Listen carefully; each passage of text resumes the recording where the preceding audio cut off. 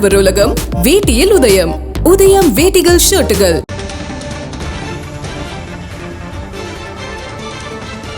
அண்மை செய்தியை பார்க்கிறோம். மகாராஷ்டிராவில் இந்தியா கூட்டணி கட்சிகளின் இடையே தொகுதி பங்கீடு உடன்பாடு எட்டப்பட்டிருக்கிறது. அண்மை செய்தியாக பார்க்கிறோம்.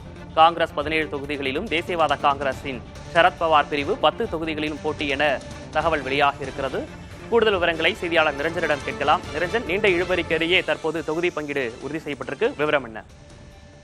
நீண்ட இழுபறினா எந்த அளவுக்கு இழுபறி இருக்குதுன்றதை நம்ம பார்க்க வேண்டியதா இருக்கு. முதல் கட்ட வாக்குப்பதிவிற்கான அந்த தேர்தல் விண்ணப்பங்கள் பதிவு செய்யறதுக்கான காலக்கெடு, வேட்புமனு தாக்கல் செய்யறதுக்கான காலக்கெடு முடிஞ்சதுக்கு அப்புறம் தான் மகாராஷ்டிரா மாநிலத்துல தொகுதி பங்கீடு நிறைவடைஞ்சிருக்கு. அப்படின்னா நம்மளால புரிஞ்சுக்க முடியும் எந்த அளவிற்கு அந்த மாநிலத்துல இழுபறியான ஒரு சூழல் இருந்தது அப்படின்றத.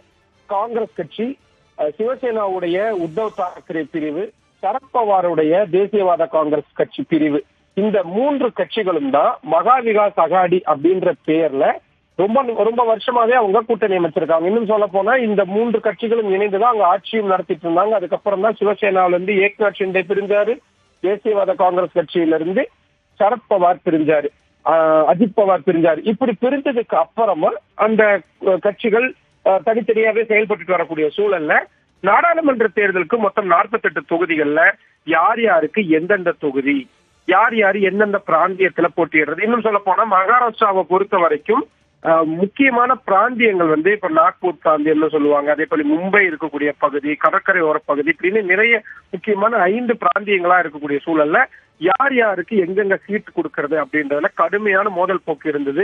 இதுல குறிப்பா சாங்லி, பிவாண்டி, வடமேற்கு மும்பை, வடமத்திய மும்பை போன்ற தொகுதிகள்ல குறிப்பிட்ட கட்சிகள், இந்த 3 கட்சிகளுமே எங்களுக்கு வேணும்னு கேட்டுக்கிட்டே இருந்ததுனால பெரும் குழப்பம் இருந்துட்டு வந்தது. இந்த சூழல்ல 2-3 கட்சிகளை சேர்ந்த மூத்த தலைவர்களும் தொடர்ந்து பேச்சுவார்த்தை நடத்திக்கிட்டே இருந்தாங்க. பேச்சுவார்த்தைக்கு இப்போ பலன் கிடைச்சிருக்கு. அந்த வகையில உத்தவ் தாக்கரே தலைமையிலான சிவசேனா கட்சிக்கு 21 இடங்களும், காங்கிரஸ் கட்சி 17 இடங்கள்லையும், அஜித் பவார் தலைமையிலான தேசியவாத காங்கிரஸ் கட்சி 10 இடங்கள்லையும் போட்டியிடுவாங்க அப்படின்ற கூட்டணி முடிவு, தொகுதி முடிவு அப்படின்றது வெளியாயிருக்கு. இதுல இன்னொரு குழப்பம் என்ன இருக்குன்னா, யார் யாருக்கு எந்தெந்த தொகுதி, இப்போ சீட்டுகள் உறுதியாயிருச்சு, ஆனா யார் யாரு எந்தெந்த தொகுதியில போட்டியிட போறாங்க அப்படின்றதுதான் இங்க பெரும் பிரச்சனையா இருக்கு. இதுல இன்னும் சொல்ல போனா காங்கிரஸ் கட்சியில நிறைய குரல்கள் இருக்குது. மும்பை பகுதிகளில் நமக்கான காங்கிரஸ் கட்சிக்கான வாக்கு வங்கி நிறைய இருக்கக்கூடிய சூழல்ல அதை எக்காரணத்தை கொண்டும் இவங்களுக்கு கூட்டணி கட்சிகளுக்கு விட்டு கொடுத்துட கூடாது.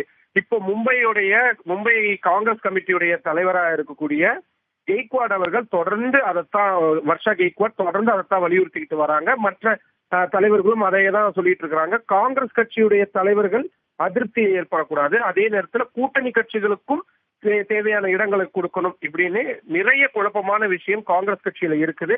பட் ஆனா இப்ப அவங்களுக்கான தொகுதிகள் உறுதியாயிருக்கு, நம்பர்ஸ் அலாட்மெண்ட் அப்படின்றது உறுதியாயிருக்கு அப்படின்றதே கூட்டணிக்கான மிகப்பெரிய ஒரு முன்னேற்றமா பார்க்கலாம் அப்படின்னு அரசியல் நோக்கர்கள் சொல்றாங்க.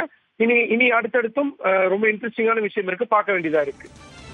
மகாராஷ்டிராவை பொறுத்தவரை 48 தொகுதியில் கொண்ட இதில் இந்தியா கூட்டணி கட்சிகளிடையே தொகுதி உடன்பாடு எப்போது ஏற்படும் என்ற ஒரு கேள்வி மிக நீண்ட நாட்களாக இருந்து வந்தது. தற்போது அது உறுதி செய்யப்பட்டிருக்கிறது. விவரங்களை வழங்கியமைக்காக நன்றி நிரஞ்சன்.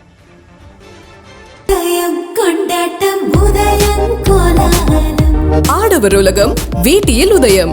உதயம் வேட்டிகள் ஷர்ட்டுகள்.